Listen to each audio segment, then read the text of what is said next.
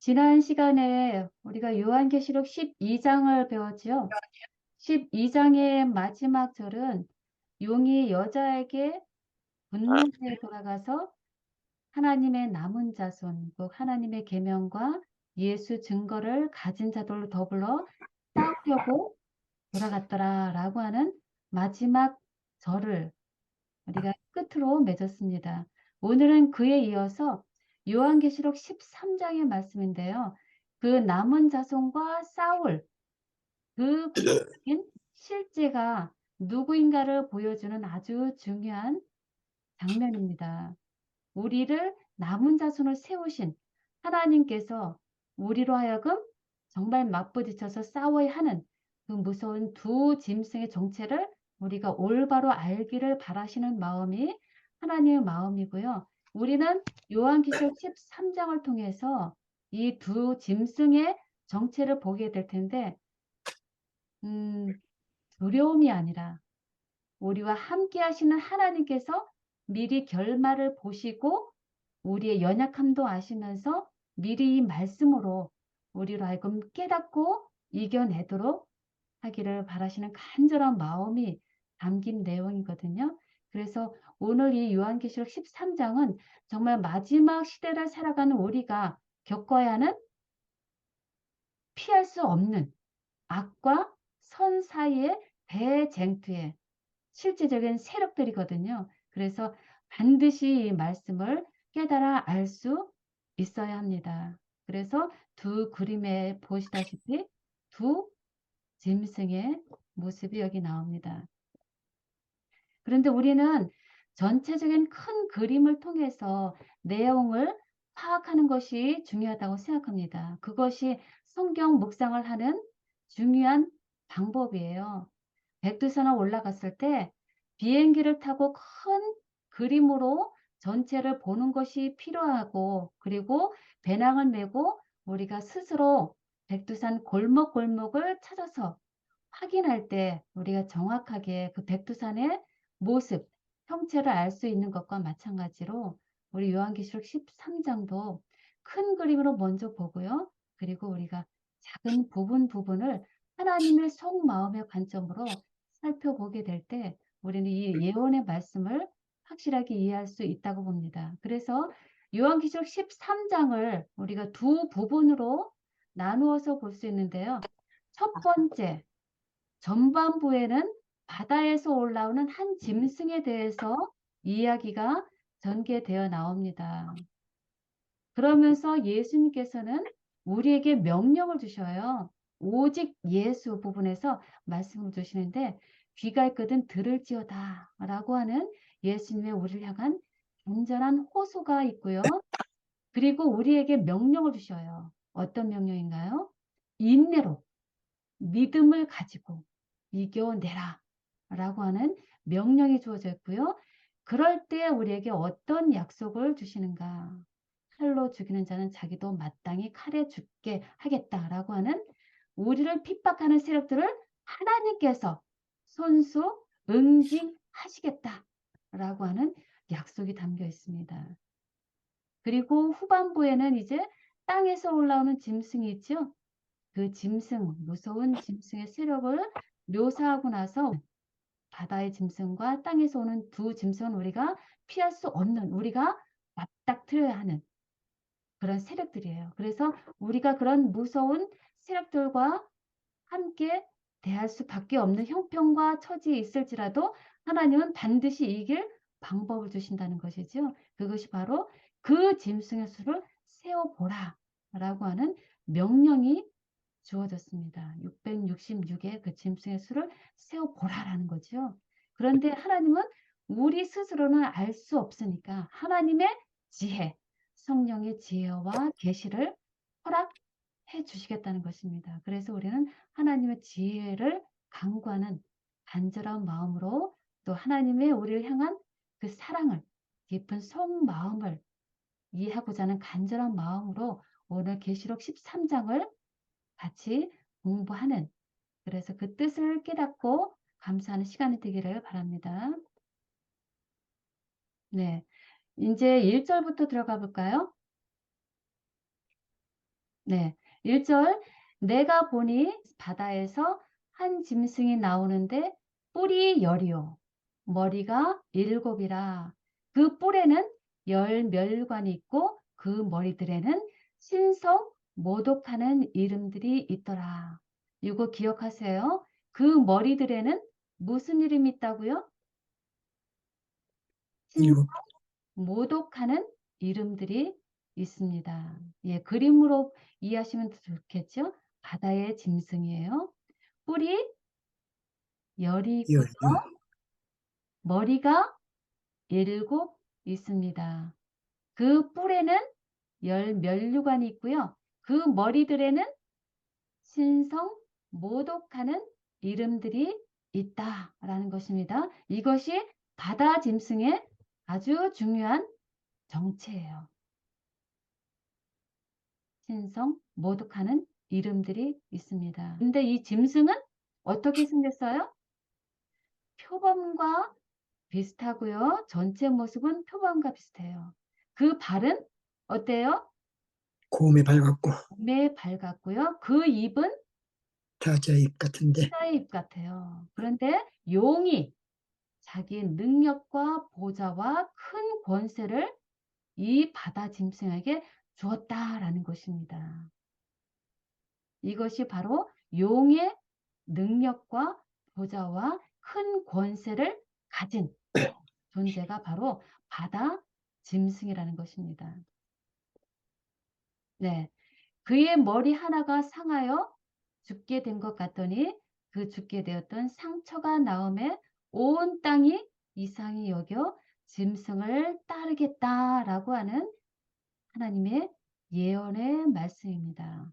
머리가 하나가 상해요. 그래서 죽게 된 것 같아요. 그런데 나중에 어떻게 돼요? 그 죽게 되었던 상처가 나음으로 온 땅이 이상히 여겨 짐승을 따르겠다라는 예언이죠. 예. 그의 머리 하나가 상하여 죽게 된 것 같더니라고 하는 예언대로 실제로 1798년 그러니까는 암흑 중세 암흑 시기가 끝나는 바로 그 해 교황 비오 6세가 프랑스 대혁명 기간에 나폴레옹 장군에 의해서 끌려가서 투옥받다가 마지막에 감옥에서 옥사당한 일이 있었지요. 그것이 바로 그의 머리 하나가 상하여 죽게 된 것 같다라고 하는 예언의 성취로 보는 것입니다. 그래서 538년부터 1798년까지 1260년간 지속되었던 중세 암흑 시기가 끝나는 시점을 바로 그의 머리 하나가 상하여 죽게 된 것 같다라고 하는 예언의 성취로 보는 것이죠. 그래서 1870년 교황 국가가 이탈리아 연합 왕국에 흡수됨으로 교황권이 완전한 몰락을 받게 된 것을 예언하는 것입니다. 그리고 이렇게 성취가 되었습니다. 그러나 어떻게 됐어요? 다시 그 죽게 되었던 상처가 낫게 되는 놀라운 일이 일어났지요. 그것이 바로 역사적으로 라테란 조약이라고 하는 것이죠. 1929년 이 라테란 조약으로 일시적인 권세가 다시 회복되었습니다. 그래서 그 면적이 100에이커 되는 바티칸 시에 대한 통치권을 교황에게 넘겨주는 중대한 사건이 일어났는데요. 바로 이것이 죽게 되었던 상처가 나은 것에 대한 예언의 성취입니다. 그래서 상처가 낫게 되므로 어떻게 돼요? 수많은 사람들이 그것을 기이 여겨 따랐다라고 하는 말씀이 주어져 있습니다. 그러므로 말미암아 수많은 사람들이 그 죽게 되었던 상처가 다시 낫게 됨으로 말미암아 수많은 사람들이 믿음의 변질이 오는 것을 각시대 대쟁투에는 이렇게 표현하고 있습니다. 믿음은 진정한 기초이신 그리스도께로부터 로마 법왕에게로 옮겨갔다. 그래서 사람들은 하나님의 아들에게 의뢰하는 대신에 누구에게 믿음을 구해요? 누구에게 죄를 사유함을 구해요? 법왕과 주원에게. 신부, 주교에게 구하게 되었습니다. 그래서 우리의 길이신 예수님 대신 누가 중보자에 서 있어요? 법왕이. 법왕이 사람들과 하나님 사이의 중보자로서 하나님께 나아갈 수 있는 길로서 하나님의 위치에 서게 된 것입니다. 그래서 사람들은 절대적으로 법왕에게 복종하지 않으면 안 된다라는 것을 배우게 되므로 이때 사람들의 마음은 하나님에게로부터 떠나서 누구에게로 마음이 향하게 되었다고요? 사단, 암흑의 임금에게로 향하게 되는 정말 슬픈 일이 일어나게 된 것입니다. 그 다음에 이제 4절에 이어져 말씀하죠. 용이 짐승에게 권세를 주므로 용에게 경배하며 짐승에게 경배하여 가로되 누가 이 짐승과 같으뇨 누가 능히 이로 더불어 싸우리요 하더라. 또 짐승이 큰 말과 참난된 말하는 입을 받고 또 42달 일할 권세를 받으니라 라고 말씀합니다. 예, 사단이 짐승, 교황권에게 권세를 주었습니다. 그리고 용에게 경배하며 짐승에게 경배하여 가로되 누가 이 짐승과 같으뇨라고 말합니다. 이것은 성경에 말하는 미가엘에 해당하는 같은 문장을 표현합니다. 누가 하나님과 같으뇨라고 하는 군주 미가엘을 표상하는 그 말을 지금 누가 이 짐승과 같으뇨라는 말로서 지금 크게 부상한 교황권을 지금 표상하고 있습니다. 그래서 이 교황권이 어떻게 해요? 큰 말과 참남된 말하는 입을 갖고 42달 일할 권세를 받았습니다. 그리고 짐승이 입을 벌려 하나님을 향하여 회방하되 누구를 회방해요? 그의 이름과 그의 장막과 곧 하늘에 거하는 자들을 회방하는 일을 하게 됩니다. 누가요?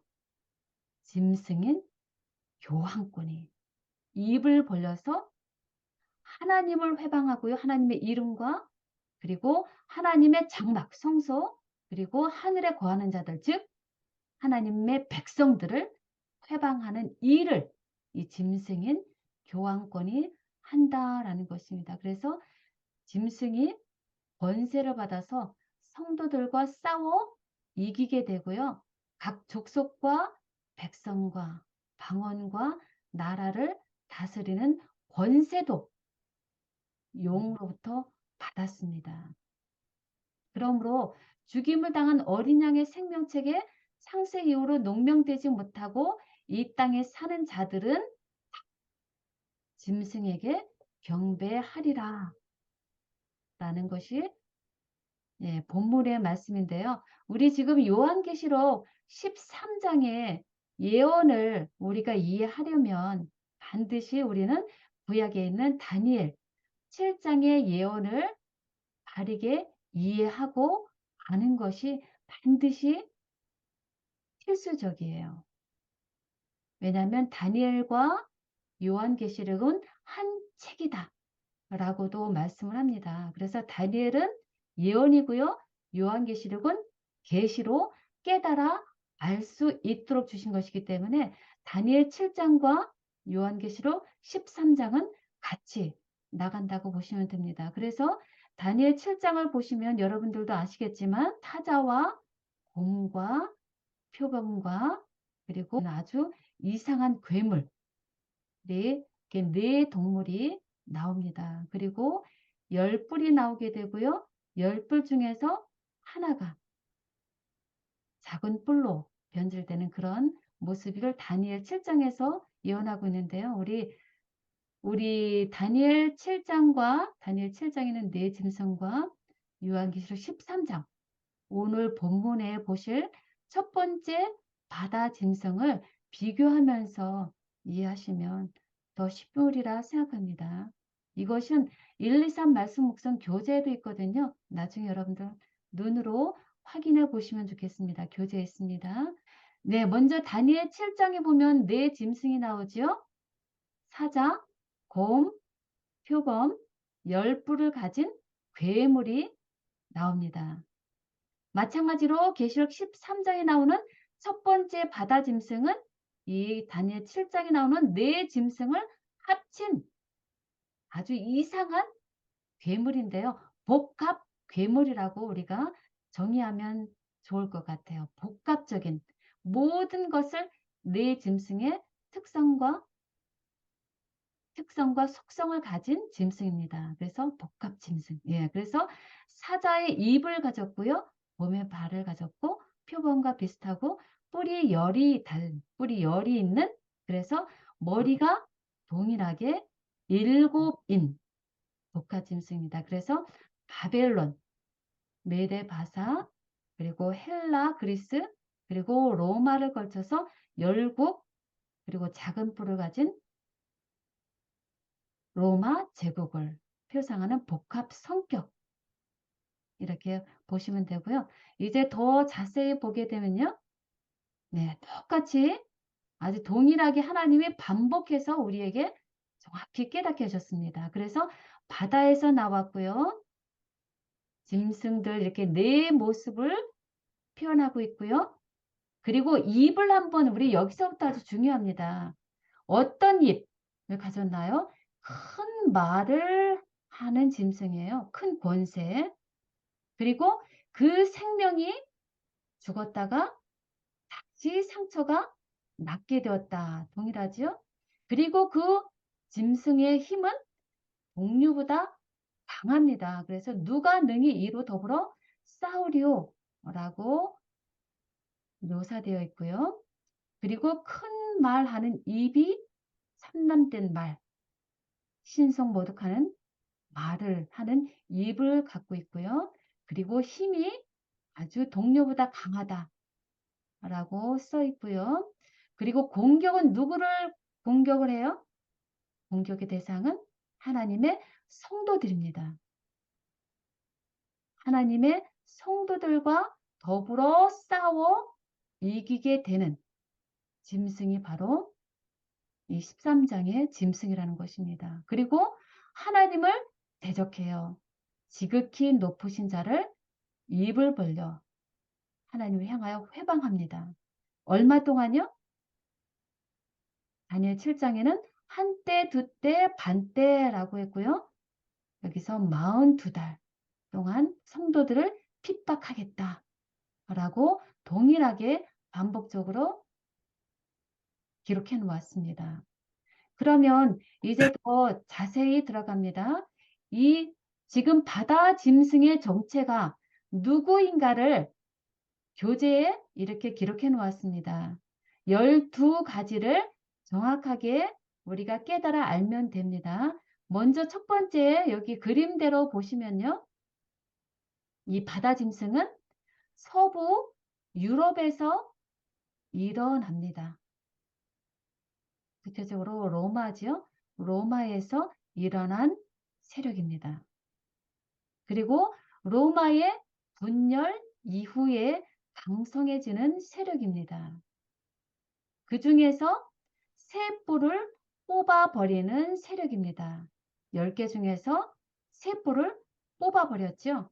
그리고 그 중에서 하나가 강성해졌는데 그것이 바로 국가적인 특성을 갖고 있고요.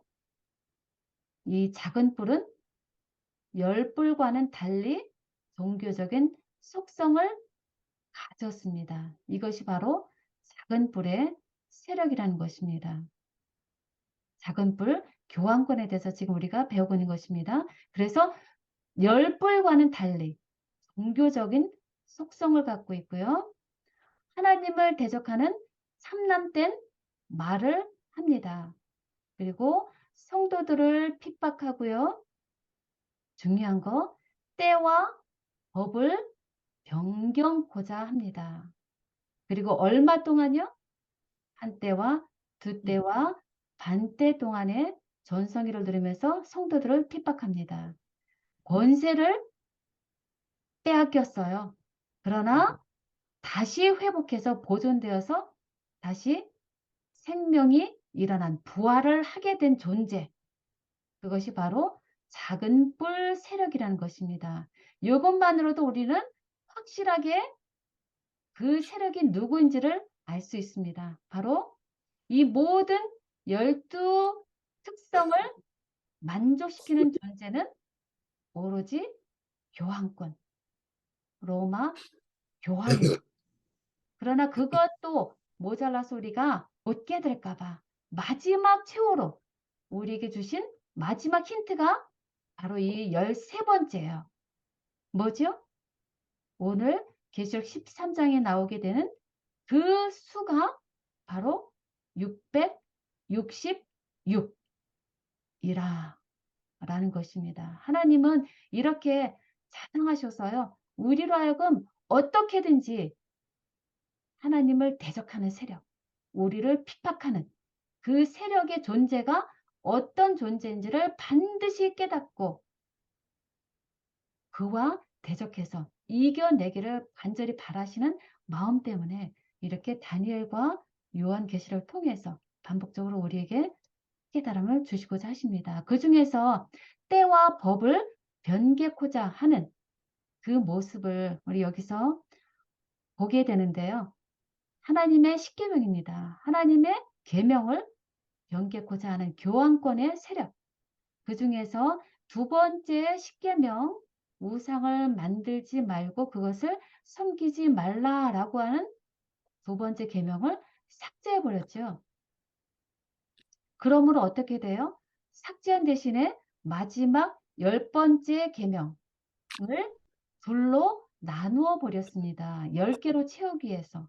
그래서 남의 아내를 원치 말라라고 하는 것이 하나, 그리고 마지막을 남의 재물을 탐치 말라라고 하는 것으로 10개를 만들었고요. 그리고 빼놓을 수 없는 가장 중요한 것, 네 번째 안식일을 기억하여 거룩하게 지키라 라고 하는 하나님의 십계명을 변개해서 어떻게 변개해 놨어요? 하나님의 안식일을 변개해서 주일을 지키라 라고 하는 것으로 변개해 놓았습니다. 그러나 하나님은 우리에게 무엇이라고 경고하셨나요? 이런 하나님의 말씀을 빼거나 더할 것이 있을 것을 미리 아시는 하나님께서 이런 놀라운 경고의 말씀을 주셨죠. 계시록 22장 19절에 있는 말씀이에요. 만일 누구든지 이 책의 예언의 말씀에서 제해버리면 하나님이 이 책에 기록된 생명나무와 및 거룩한 성의 참여함을 제해 버리겠다 라고 하는 무서운 경고의 말씀을 주셨습니다. 이 말씀은 그렇게 하지 말라라는 것이죠. 그렇게 하지 말고 하나님의 말씀 계명을 그대로 하나님의 말씀으로 사랑의 은혜로 받아들이고 하나님의 구원의 대열에 속하게 되기를 간절히 바라시는 하나님의 속 마음이지요. 그래서 하나님께서 주시는 우리를 대적할 첫 번째 바다 짐승의 6가지 성격을 다시 한번 확인해 보아야 합니다. 예, 첫 번째 바다 짐승은요. 로마 제국이 분열된 이후에 로마 도시에서 큰 로마 교회가 생기게 되고요.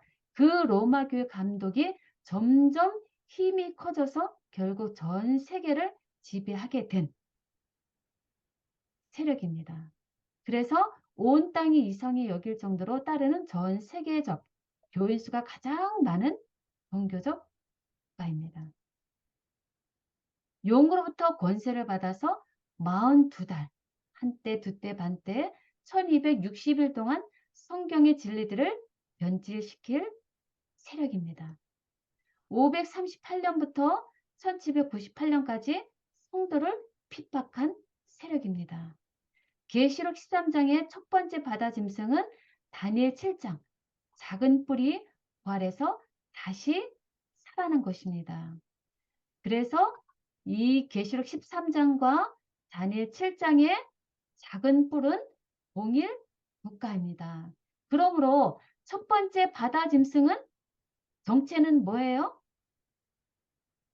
바로 교황권이라는 것이죠. 교황권. 예.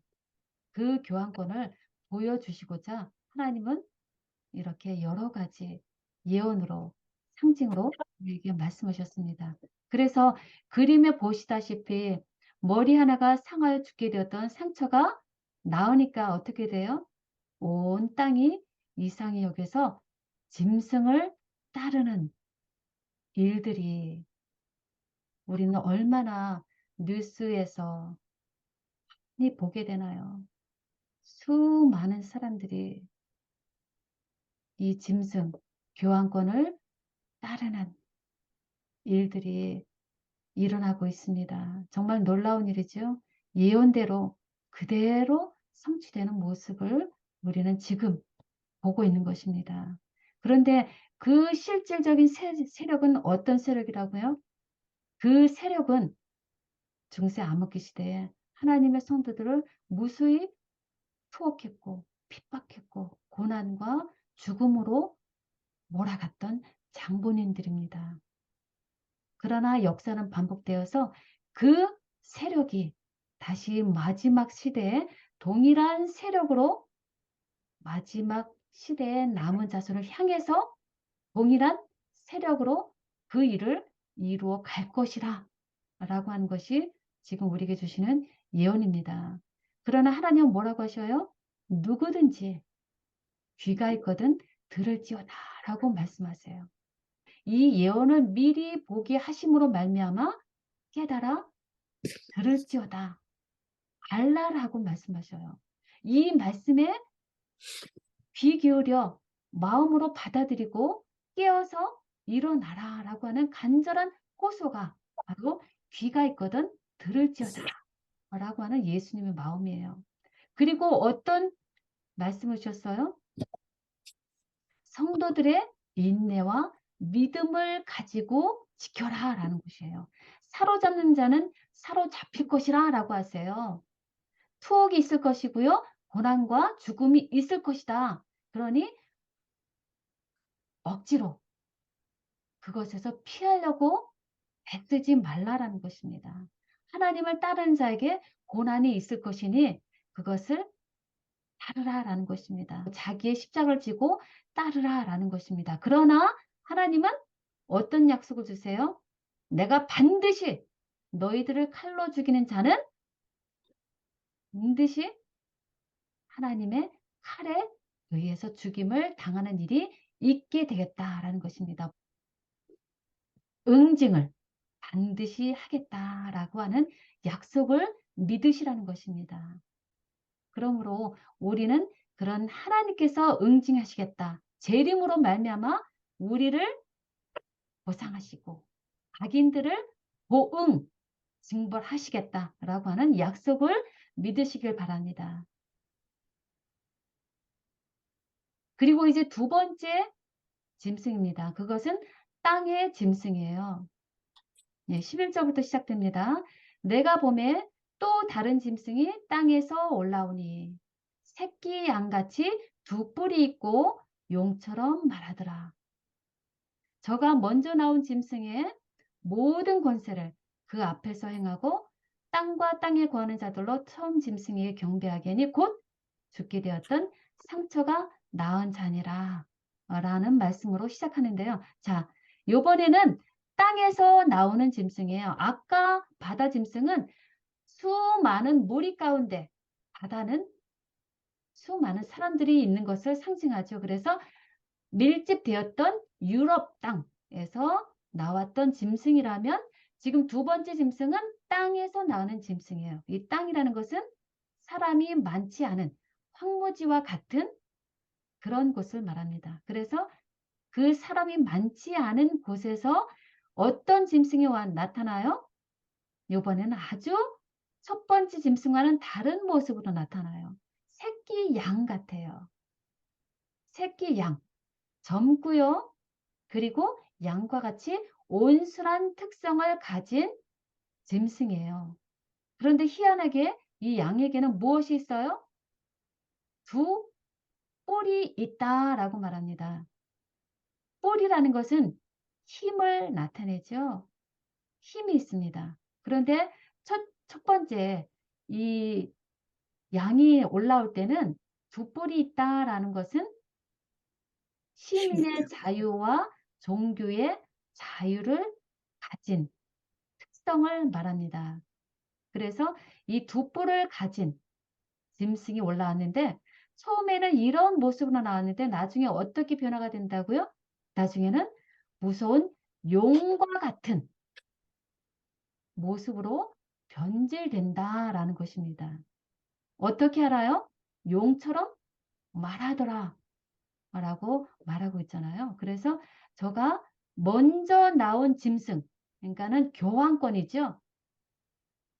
교황권의 모든 권세를 받아서 그 앞에 행하고 땅에 거하는 자들로 하여금 처음 짐승, 즉 교황권에게 경배하게 합니다. 그 죽게 되었던 상처가 나은 그 교황권에게 경배하게 하는 일을 강요하는 나라가 바로 이 땅에서 올라온 짐승이라는 것입니다. 바로 어떤 국가를 말하죠? 미합중국, 미합중국, 미국을 묘사한 말씀이죠. 그래서 어떻게 미국이 건립이 되었나요? 영국에서 교황권, 로마 교황권의 그 억압을 피해서 도망온 그 신실한 성도들, 그러니까 청교도인들이죠. 청교도인들이 그 핍박을 피해서 왔을 때 그들을 받아들인 나라가 바로 미합중국이었죠. 그래서 그 미국 건국 초기에 정신은 시민의 자유와 종교의 자유, 그러니까 온순한 양과 같은 기독교 정신 위에서 세워진 나라가 미국이라는 나라라는 것이죠. 그래서 이렇게 종교의 자유를 표상하는 자유 여신상을 표상하는 이런 모습으로 시작된 나라가 바로 미국이라는 것이죠. 그런데 나중에 어떻게 변하게 됐다고요? 무엇처럼 말한다고요? 용처럼. 용처럼 말합니다. 어떻게 그런 일이 있을 수 있을까요? 어른 새끼 양과 같은 그런 모습이 어떻게 용처럼 말하는 이런 일이 있을 수 있는가? 정말 놀라운 일일 수밖에 없습니다. 여기 보면 용처럼 말한다 라고 하는 것은 사단의 정신으로 변질될 것에 대한 예언이고요. 중세 암흑기 법왕 로마가 행했던 것처럼 미국이 입법권과 사법권을 행사해서 교황권처럼 행동할 것을 의미합니다. 그래서 시작은 양이었지만 나중에 어떻게 된다고요? 용과 같은 일을 하게 될 것이라 라는 것입니다. 그래서 미합중국이 언제 이 일이 일어날까요? 일요일 준수를 시험이 강요할 때, 일요일 휴업령을 강요할 때, 그때 로마가 그의 채상권을 인정하는 특별한 방안으로 일요일 준수 강요를 주장하게 된다는 것입니다. 그래서 이 용처럼 말하는 놀라운 일이 곧 마지막 시대에 일어날 것이다 라는 것입니다. 근데 이 땅에서 일어난 짐승이 어떤 일을 하냐면요. 계속해서 봅니다. 큰 이적을 행하되 심지어 사람들 앞에서 불이 하늘로부터 땅에 내려오게 하는 일을 하게 됩니다. 이 지금 두 번째 땅 짐승이 사단으로 말미암는 세력을 받아서요. 이적을 행하게 됩니다. 어떤 이적이요? 불이 하늘로부터 땅에 내려오는, 그러니까 구약에 엘리야 선지자가 갈멜산 앞에서 이스라엘 백성들과 그 아합 그리고 바알 선지자들 앞에서 행했던 불이 하늘로부터 땅에 내려오게 하는 그런 큰 이적을 이 지금 미국이 그런 이적을 사람들 앞에서 행하게 했다라는 것입니다. 이것은 가짜 이적이죠. 하나님의 이적이 아니라 사단으로 말미암는 가짜 이적이 마지막 시대에 있겠다라는 것입니다. 왜요? 사람들을 미혹하게 하고자, 불신자들을 미혹하게 하고자 사단이 쓰는 것이 바로 이런 가짜 이적이라는 것이죠. 그리고 짐승 앞에서 받은 바 이적을 행함으로 이제는 짐승을 위해 우상을 만들라라고 하는 일이 일어난다는 것입니다. 다시 말씀드리면 사단으로부터 용으로부터 바다 짐승에게 권세가 주어지고요. 바다 짐승은 땅의 짐승에게 권세를 주고요. 땅의 짐승은 이제 짐승을 위해서 우상을 만들게 되는 일을 하게 되는데요. 짐승의 우상이 여기서 이제 요한계시록 13장에 이제 처음 등장합니다. 저가 권세를 받아 그 짐승의 우상에게 생기를 주어 그 짐승의 우상으로 말하게 하고 또 짐승의 우상에게 경배하지 아니하는 자는 몇이든지 다 죽이게 하는 놀라운 정말 끔찍하고 잔인한 일이 있겠다라고 하는 것입니다. 그래서 여기 이제 보면 땅에 짐승이 있게 되고요. 그 다음에 짐승의 우상이라는 단어가 여기서 보입니다. 짐승의 우상이라는 것은 여기서 짐승은 첫 번째 나온 바다 짐승을 나타냅니다. 첫 번째 바다 짐승, 즉 교황권을 위해서 세워 지금 일하게 될 세력을 바로 짐승의 우상이라고 말합니다. 짐승의 우상에게 생기를 주어서 그 짐승의 우상들로 하여금 세상에 말하게 합니다. 어떤 말을 하게 할까요? 어떤 말을 하게 되나? 짐승의 우상에 경배하지 아니하는 자는 몇이든지 다 죽이게 하는 법령을 선포하게 하게 하는데요. 자, 여기 자세히 볼까요? 짐승의 우상이란 짐승과 비슷한 세력, 조직체여야 합니다. 짐승을 닮은 세력이 바로 우상이죠. 예를 들면 느부갓네살이 세운 우상은 느부갓네살 바벨론 왕을 닮은 나타내는 것이 바로 우상이었습니다. 그 마찬가지로 지금 여기에서 등장하는 짐승의 우상이란 첫 번째 짐승, 즉 교황권을 나타내는 그와 비슷한 세력, 조직체라는 것입니다. 그래서 교황의 특성과 비슷한 성질을 가진 세력인데요. 자기의 교리를 강요하기 위해 국권의 도움을 구함으로 생겨나게 될 배교한 개신교들 단체를 짐승의 우상이라고 말하는 것입니다. 그러니까 교황권을 위해서 일하게 될 배교한 개신교들이에요. 그것이 짐승의 우상이라는 것입니다. 왜 짐승의 우상을 만들어요? 하나님은 남은 자손을 멸절하게 하려는 사단의 음모라는 것입니다. 이제 16절 보시면 이들이 하는 구체적인 전략, 계획이 보입니다. 어떤 일을 하게 해요? 저가 모든 자, 뭐 작은 자나 큰 자나 부자나 빈곤한 자나 자유한 자나 종들로 그 오른손이나 이마에 무엇을 받게 해요? 표를 받기. 표를 받게 합니다. 왜 표를 받게 하죠? 저기 누구든지 이 표를 가진 자 외에는 매매를 못하게 하고자 함입니다. 누구에게 표를 준다고요? 누구에게 표를 받게 해요? 모든 자, 사회적으로, 경제적으로, 정치적으로 모든 이 세상에 있는 사람들 다에게 표를 받게 하고자 합니다. 어디에다가요? 이마에 상냐 이마에. 오른손이나 이마에. 왜 오른손이나 이마일까요? 구약에 하나님께서 그런 말씀을 주셨죠? 하나님의 말씀을 성구를 암송하고자 그 이마 그 마음속에 새기고자 어떻게 하셨어요? 손목과 미간 사이에 성구 상자를 달게 하셨습니다. 그와 마찬가지로 이 지금 사단은 어떻게 해요? 자신의 사상, 자기의 뜻을 집어넣고자 모방해서 오른손과 이마에 그의 표를 받게 합니다.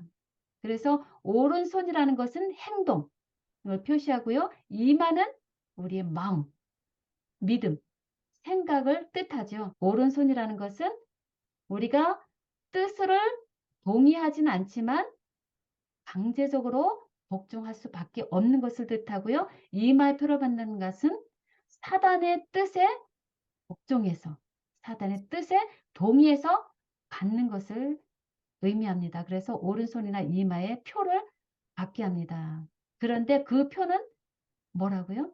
짐승의 이름이라고 하는 것입니다. 그 이름의 수라고 하는 것입니다. 우리 여기에서 대조되는 하나님의 인, 짐승의 표가 사단에게 속하는 사람들이 받는 것이 있다면 하나님의 백성들에게는 무엇을 받게 해주신다고요? 하나님의 백성은 무엇을 받게 되죠? 하나님의 인, 표. 하나님의 인. 예, 계시록 7장 3절에 보면 하나님께서 사방에 바람이 불기 전에 하나님의 백성들이 흔들리지 않도록 하나님이 이마에다 인을 치시겠다라고 하는 말씀이 있었지요. 그래서 하나님의 인을 쳐주십니다. 그래서 하나님의 인이라는 것은 하나님의 백성들 이마에 하나님이 인을 치시는 것이고요. 그 하나님의 인은 무엇이라고요? 하나님의 이름과 어린 양의 이름이라는 것입니다. 하나님의 인을 받은 백성들은 하나님 아버지의 이름과 어린 양의 이름을 받습니다. 그렇다면 짐승의 표, 사단의 백성들이 받게 될 이마에 그리고 오른손에는 어떤 것이 있을까요? 어떤 이름이 있게 될까요? 아까 계시록 13장 1절에 그랬죠? 신성 모독하는 이름들이 있더라 그랬죠. 신성 모독하는 이름이 짐승의 표에 있다는 것입니다. 그렇다면 신성 모독하는 이름이란 무엇일까요?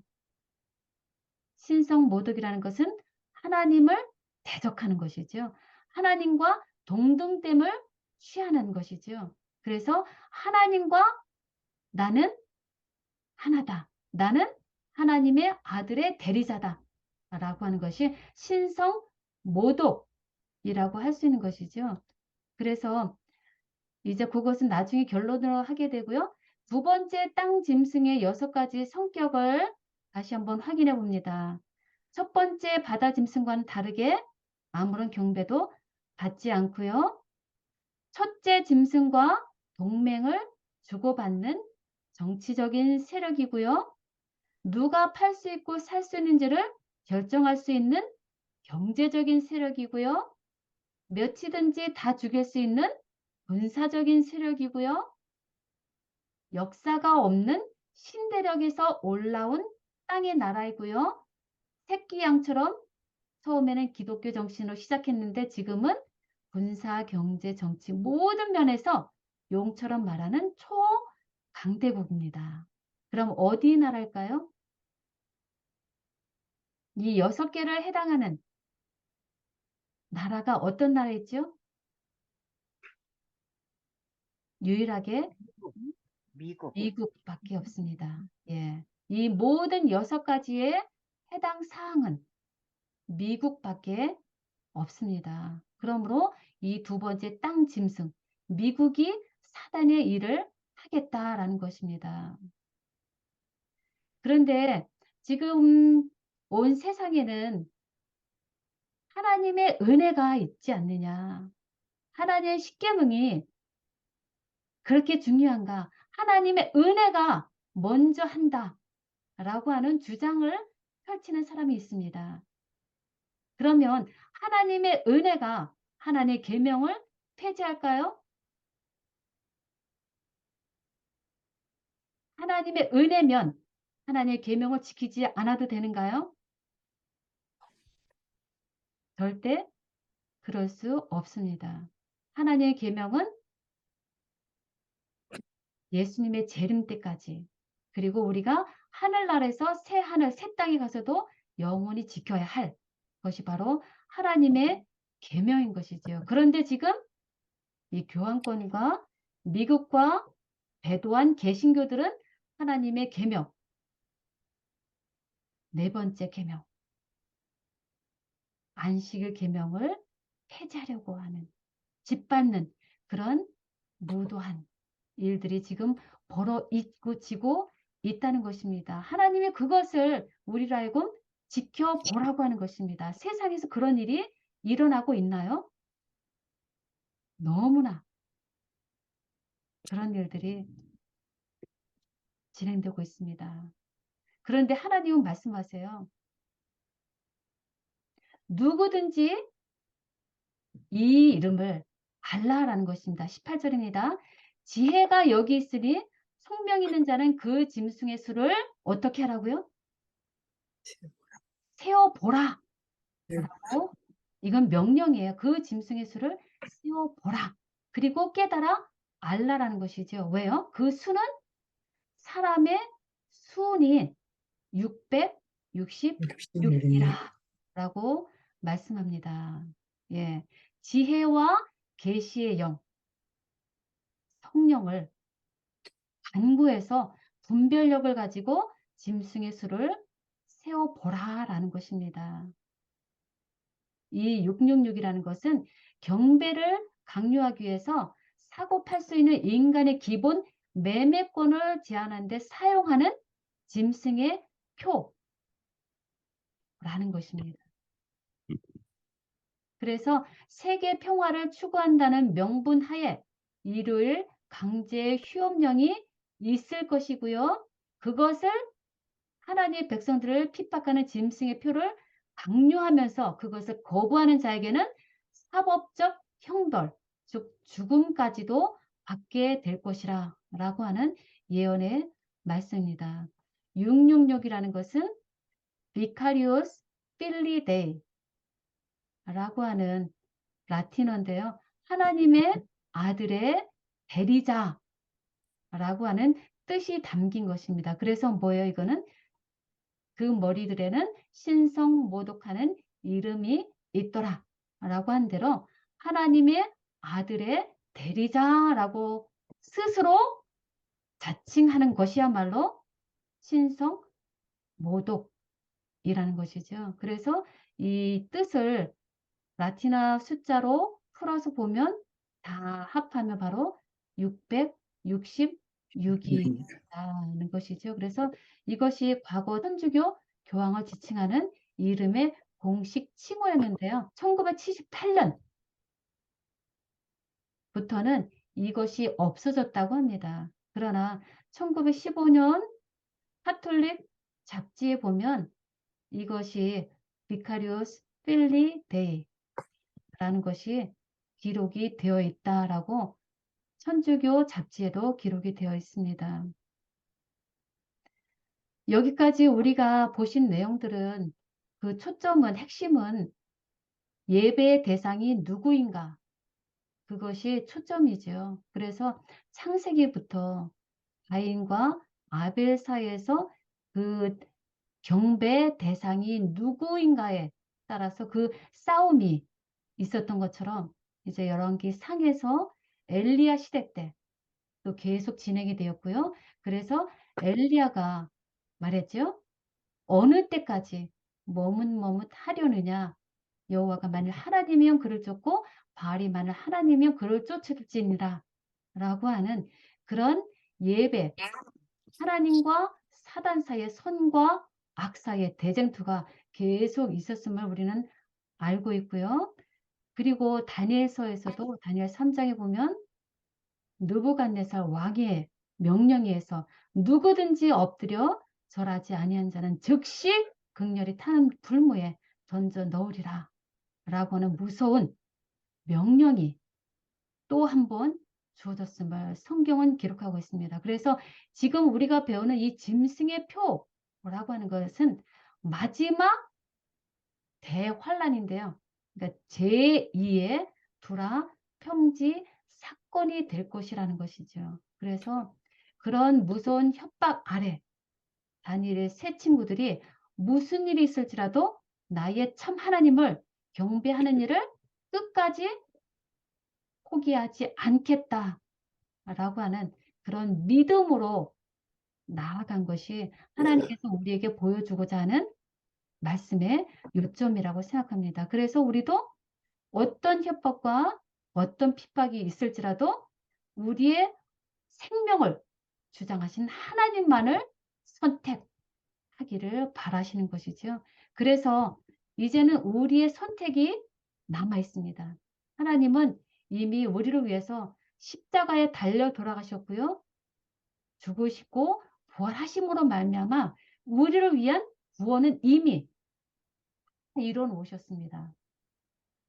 그러므로 이제 마지막 시대에 곧 있게 될 짐승의 표를 받느냐 아니면 끝까지 나를 선택하시고 나를 인도하시고 나를 사랑하시는 하나님의 인을 끝까지 선택하느냐 하는 것이 지금 우리들의 선택이라는 것입니다. 근데 하나님은 우리에게 약속을 하셨어요. 바로 이어서 요한계시록 14장 1절에 보면 내가 보니 어린 양이 시온산에 섰고 그와 함께 14만 4천이 있는데 그 이마에 어린 양의 이름과 그 아버지의 이름을 쓴 것이 있도다라고 하는 장면을 보여주세요. 끝까지 하나님을 선택하는 자, 어린 양과 함께 시온산에 서게 해 주시겠다라는 것입니다. 이 약속을 붙잡으라는 것입니다. 어린 양의 이름과 그 아버지의 이름을 쓴 하나님의 인을 칭을 받은 자가 하나님과 함께 영원히 새하늘 새 땅에서 살게 해주겠다라고 하는 약속을 붙잡음으로 곧 있게 될 그 핍박을 견디어 내라라는 것입니다. 그래서 계시록 20장에는 어떤 약속이 있어요?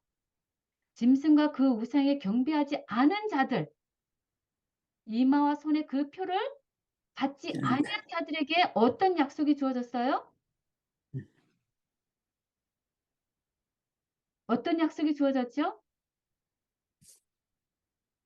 살아서 그리스도로 더불어 천년 동안 왕 노릇하겠다라고 하는 놀라운 약속이 주어졌습니다. 얼마나 놀라운가요? 얼마나 감사한가요? 이 약속을 보라라고 하시는 것입니다. 그래서 현재 지금 실생활에서 있는 펼쳐지는 대쟁투에 우리가 물론 주목해야지만 더 큰 관심은 하나님께서 우리와 함께 하시고 반드시 이기게 해주겠다라고 하는 약속을 붙잡으라라는 것입니다. 그래서 뭐라고 말씀하세요? 하나님의 명령은 일종의 약속이다 라고 말씀하셨거든요. 하나님께 주신 명령은 누가 이루어 주겠다는 거예요? 하나님께서 약속을 이루어 주겠다라는 것입니다. 그러므로 우리는 이런 복음을 지닌 자입니다. 얼마나 감사한가요? 그러나 하나님께서 우리를 남은 자손을 택하신 이유, 14만 4천으로 택하신 이유는 우리 자신만을 위해서인 것이 아니라 더 큰 이유가 있는 것입니다. 그것이 어떤 이유일까요? 하나님께서 남은 자손을 택하신 이유, 바로 우리에게 주신 사명을 감당하게 하고자 하심입니다. 바로 요한계시록 14장 7절에 있는 말씀입니다. 첫째 천사 기별이죠. 뭐라고 우리가 외쳐야 해요? 큰 음성으로 가로되 하나님을 우리 다 같이 한번 읽어볼까요? 하나님께서 우리에게 주신 사명입니다. 첫째 천사의 기별입니다. 우리 다 같이 큰 음성으로 읽어보시면 좋겠습니다. 계시록 14장 7절입니다. 그가 큰 음성으로 가로되 하나님을 두려워하며 그에게 영광을 돌리라. 이는 이는 하나실 시간이 시간이 이르렀음이니 이르렀음이니 하늘과 하늘과 땅과 땅과 바다와 바다와 물들의 물들의 근원을 근원을 만드신 만드신 이를 이를 경배하라. 경배하라 하더라.